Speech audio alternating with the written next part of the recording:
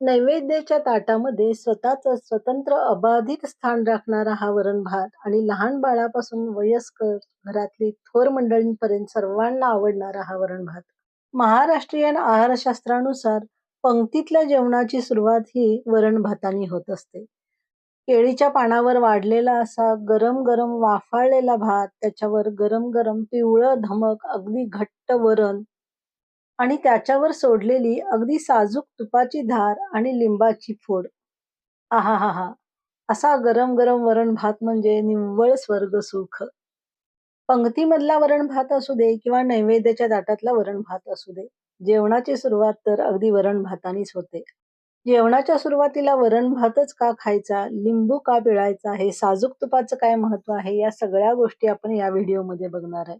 चला तर मग व्हिडिओला सुरुवात करूया. इथं 1 कप मी इंद्रायणी तांदूळ घेतलेला आहे. याच्याऐवजी तुम्ही बासमती तांदूळ घेतलात तरी चालेल. तांदूळ स्वच्छ मी निवडून धुवून घेतलेला आहे. अर्धा कप मी तुरीची डाळ घेतलेली आहे. पंक्तीतल्या जेवणासाठी तुरीची डाळच वापरली जाते. पण तुम्ही 50-50% मूग डाळ आणि तूर डाळ घेतली तरी चालेल. तांदूळ मी इथं स्वच्छ धुवून घेतलेला आहे. 1 कप तांदळासाठी 2 कप पाणी व्यवस्थित होते. इंद्रायणी तांदूळ तसा सुद्धा भात मऊ होतो, त्यामुळं 1 कपासाठी 2 कप पाणी व्यवस्थित आहे. चवीनुसार मीठ घातलेलं आहे. सगळे मेजरमेंट मी डिस्क्रिप्शन बॉक्समध्ये देते. इथं तुरीची डाळ सुद्धा स्वच्छ धुवून घेतलेली आहे. अर्धा कप तुरीची डाळ घेतली होती, त्याच कपाने मी 2.5 कप पाणी घालत आहे. म्हणजे हे पाण्याचं प्रमाण इथे एकदम परफेक्ट आहे. तुरीची डाळ शिजवताना अंदाजे पाणी कधी वापरायचं नाही.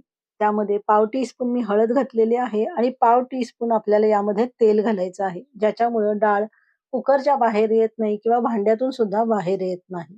दोन्ही भांडी कुकरला लावून 3 शिट्ट्या काढून घेतलेल्या आहेत आणि 3 ते 4 मिनिटांसाठी गॅसची फ्लेम ही स्लो करून ठेवली होती. त्यानंतर बघूया. कुकरची वाफ आपोआप रिलीज झाल्यानंतरच कुकरचं झाकण उघडायचं आहे. डाळ इथं व्यवस्थित शिजलेली आहे आणि रवीने आपल्याला घोटून घ्यायची आहे.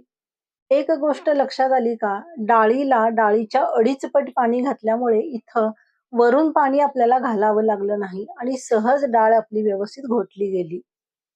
आता एका सॉसपॅनमध्ये किंवा कढईमध्ये केलं तरी चालेल. 2 टेबलस्पून होईल इतकं पाणी घातलेलं आहे आणि त्यामध्ये मी अर्धा टीस्पून गूळ घातलेला आहे. गॅसची फ्लेम इथं स्लोच ठेवायची आहे. गूळ पूर्ण विरघळून झाल्यानंतरच आपण यामध्ये घोटलेली डाळ घालणार आहे. या वरणाला जास्तीत जास्त वरून पाव कप ते 1/3 कप पाणी इतकंच बसू शकते. चवीनुसार यामध्ये मीठ घातलेलं आहे. आता वरणाचा थिकनेस बरोबर आहे, पण वरण आपल्याला 4 ते 5 मिनिटं अजून उकळायचं आहे. म्हणून मी इथं थोडंसं वरून पाव कप ते 1/3 कप पाणी घालत आहे. इथपर्यंत वरणाची रेसिपी कंप्लीट झालेली आहे, पण इथून 3 ते 4 मिनिटं वरण चांगलं उकळणं फार महत्वाचं आहे. तरच वरणाची ती टिपिकल टेस्ट येते. इकडं भात पण आपला शिजून तयार आहे. वरण-भाताचा भात हा शक्यतो मऊच असतो. इथं आपला भात सुद्धा व्यवस्थित तयार झालेला आहे. हिरव्यागार ताज्या-ताज्या केळीच्या पानावर गरमागरम वाफाळलेला भात, त्याच्यावर पिवळं धमक वरण, वरनं साजूक तुपाची धार आणि लिंबाचा रस. आहाहा! खूप मस्त. बरं, आता काही महत्त्वाच्या गोष्टी. या वरणावर तुपाची धार एवढ्यासाठी असते, की डाळीमध्ये प्रोटीन्स असते आणि प्रोटीन्स पचवण्यासाठी स्निग्ध पदार्थांची गरज असते. म्हणून आणि दुसरी गोष्ट, की आपला जठराग्नी प्रज्वलित करण्यासाठी तुपाची गरज असते. जसं होमामध्ये सुरुवातीला तूप घालून होम पेटवला जातो, तसं आपला जठराग्नी प्रज्वलित करण्यासाठी ही तुपाची धार असते. म्हणून जेवणाची सुरुवात ही वरण-भाताने केली जाते. मग इथं लिंबाच्या फोडीचं काय प्रयोजन आहे? तर लिंबू हे कृमीनाशक आहे. शरीरातील पचन संस्थेमध्ये जर काही बिघाड झालेला असेल, काही कृमी असतील, तर त्याचा नाश करण्यासाठी सुरुवातीच्या वरण-भातावरच लिंबाची फोड दिली जाते. शिवाय लिंबाची फोड ही चवीला थोडीशी आंबट असल्यामुळे जेव्हा वरण-भात खातो त्यावेळी लाळ तयार होते. त्यामुळे जेवण पचायला सहज मदत होते.